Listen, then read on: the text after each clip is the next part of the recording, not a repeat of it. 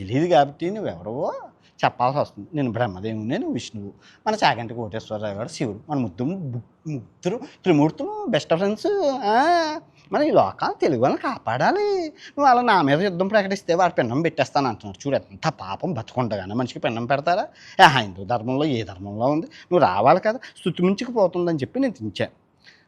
గురువుగా రోజు ఇప్పుడు నువ్వేమంటావు? సహస్రావధానం చేశానంటావు నువ్వు అంతేనా?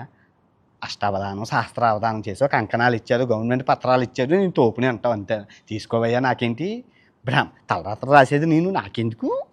నేను ఏ రోజైనా డబ్బు కక్కుర్తి పడ్డానా? ఏ ప్రమోషన్ అయినా చేశాను, ఎప్పుడైనా చూసావా? ఇంత సబ్స్క్రైబ్ చేయమని కూడా అడగను ఛానల్ని. నాకెందుకు? నా తలరాతలు నా చేతిలో ఉండేవి. సబ్స్క్రైబ్ చేయమని ఎప్పుడైనా అడిగానా? ఫాలో చేయమని వాడే వచ్చాడు, వాడే పోయాడు, వాడి కర్మ దరిద్రం నాకెందుకు?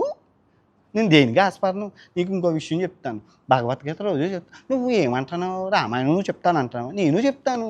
మహాభారతం నువ్వు చెప్తానంటావు, నేను చెప్తాను. వేదాలు చెప్తానంటావు, నేను చెప్తాను. నువ్వు ఉపనిషత్తులు చెప్తాను, నేను చెప్తాను. నువ్వేం చెప్తే అదే చెప్తాను.